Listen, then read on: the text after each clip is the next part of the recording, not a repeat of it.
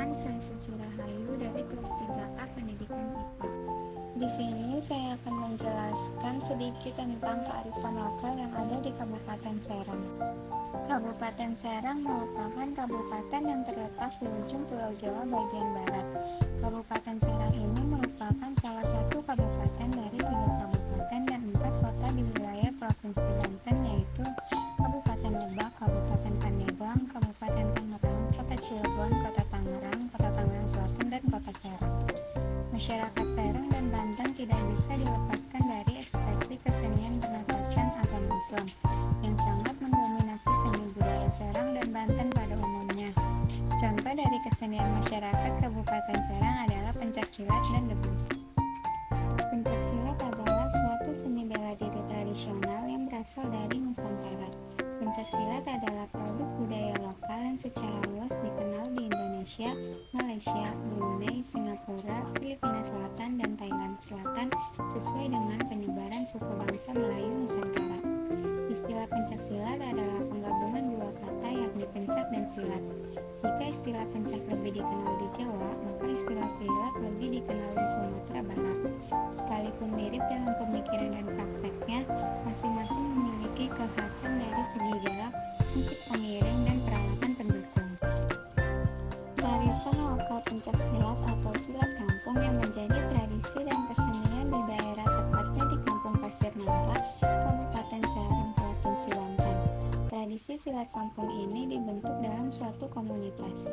Komunitas ini mewadahi para warga kampung mulai dari anak-anak sampai dewasa. Komunitas ini biasa tampil pada acara-acara hajatan warga seperti pernikahan dan sunatan atau acara-acara kampung yang lain. Silat di kampung ini dalam kesenian yang dipakai sebagai hiburan dalam acara-acara hajatan membawa manfaat seperti melestarikan kebudayaan, kemudian untuk menggantikan musik dangdut yang sebagai besar penampilannya penyanyi-penyanyi dengan pakaian kurang sopan, sehingga lebih mengedepankan norma kesusilaan dalam masyarakat, serta dengan menampilkan kesenian silat bisa memberdayakan warga sekitar karena terdapat nilai-nilai yang mengedepankan kearifan lokal. Kegiatan ini sangat positif terutama untuk generasi muda dalam mengisi waktu luang. Di tengah pengaruh teknologi yang dahsyat pengaruhnya, kegiatan ini bisa mengalihkan anak-anak untuk tidak main handphone terus-menerus. Selain positif, kesenian ini juga bisa menghasilkan uang dari hasil tampil di acara hajatan-hajatan warga. Bahkan bisa juga tampil di acara-acara yang lebih besar di tingkat dan lebih tinggi lagi. Jadi kegiatan ini sangat bagus karena dapat meningkatkan kreativitas warga, menjalin kerukunan, dan bisa menangkal pengaruh budaya-budaya yang kurang bagus, serta mengisi waktu dengan kegiatan positif. Bila tradisi atau kesenian ini dikelola dengan baik, bisa mencapai prestasi dan mengharumkan nama kampung sehingga nama kampung akan lebih dikenal. Selain pencaksilat, salah satu kearifan lokal Kabupaten Serang yaitu debus.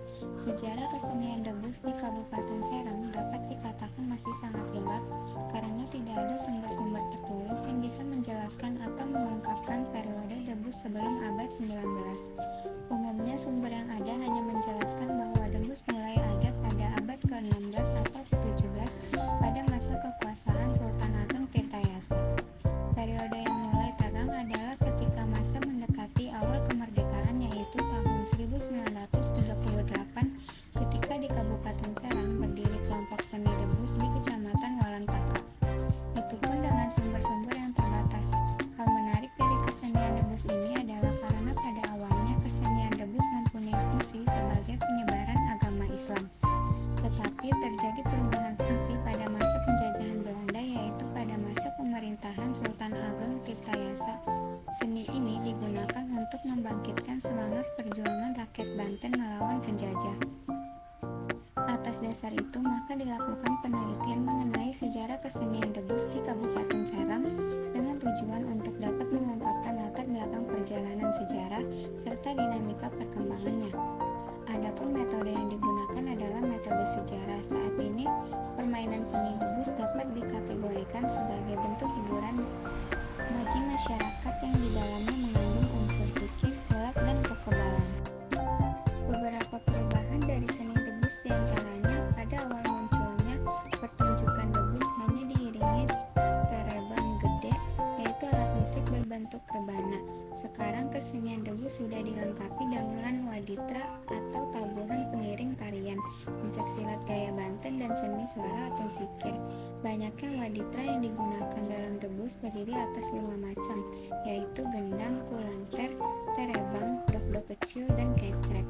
Keahlian debus pun pada awalnya diturunkan secara turun-temurun dari generasi ke generasi, sehingga mereka tidak mengetahui siapa yang pertama mengajarkan ilmu tersebut atau penciptanya.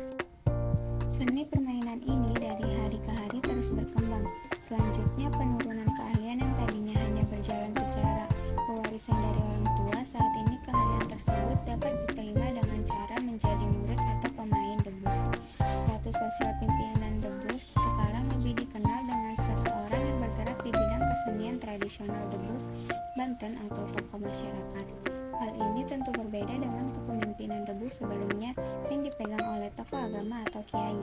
Saat ini kiai tidak lagi menjadi pemimpin debus, tetapi berada di luar debus. Kiai berkedudukan sebagai tokoh agama yang dihormati dan disegani oleh anggota-anggota debus, karena kiai memberikan legitimasi bagi debus sebagai suatu seni bernafasnya Islam dan tidak bertentangan dengan Islam. Sekian penjelasan sedikit dari saya, kurang lebihnya mohon maaf. Terima kasih.